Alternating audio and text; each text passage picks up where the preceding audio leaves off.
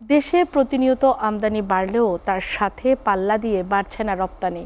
ফলে চট্টগ্রাম বন্দর ও অফডকগুলোতে জমছে খালি কন্টেনারের পাহাড়। সৃষ্টি হচ্ছে নানা জট ও জটিলতা।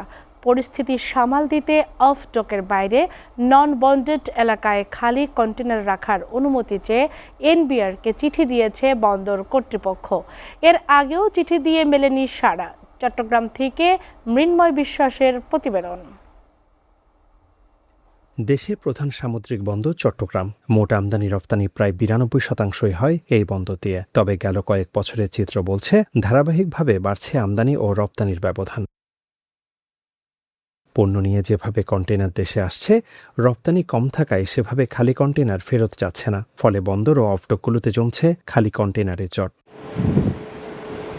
বন্দরের তথ্য বলছে ২০২১-২২ অর্থবছরে আমদানি রপ্তানি কন্টেনারের ব্যবধান ছিল প্রায় ১,৭৭,০০০ একক। ৪ বছরে ব্যবধানে এই ঘাটতি বেড়ে দাঁড়িয়েছে প্রায় ৩,৩০,০০০ এককে। শুধু অফডকগুলোতেই জমে আছে প্রায় ৫৬,০০০ খালি কন্টেনার। যে পরিমাণ ইম্পোর্ট কন্টেনার বাংলাদেশে নিয়ে আসে সেই পরিমাণ কিন্তু এক্সপোর্ট যায় না, অর্ধেক যায়, বাকিটা খালি কন্টেনার হিসেবে ডিপোগুলোতে থাকে।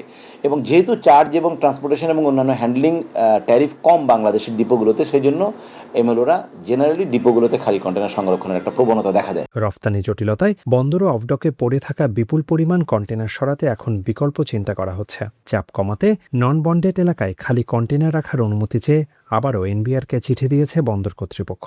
এই খালি কন্টেনারগুলো যদি আমরা বন্দরের বন্ডেড এরিয়ার বাইরে রাখতে পারি, তাহলে ওই ২-৩ হাজার অতিরিক্ত আমরা কন্টেনার হ্যান্ডলিং করার জন্য আমাদের ক্যাপাসিটিটা বেড়ে গেল।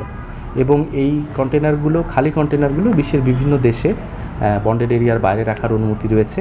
সেই অনুসারেই আমরা আবেদনটা করেছি। বন্দরের এই পদক্ষেপকে স্বাগত জানিয়েছেন ব্যবহারকারীরা। তবে নতুন স্থানে কন্টেনার সংরক্ষণে নিরাপত্তা নিশ্চিতের তাগিদ তাদের।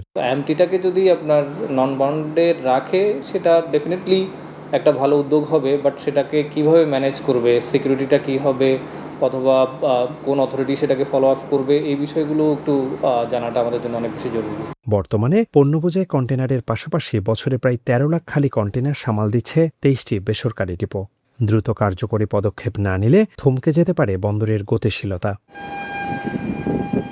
মৃন্ময় বিশ্বাস, এসএটিভি, চট্টগ্রাম।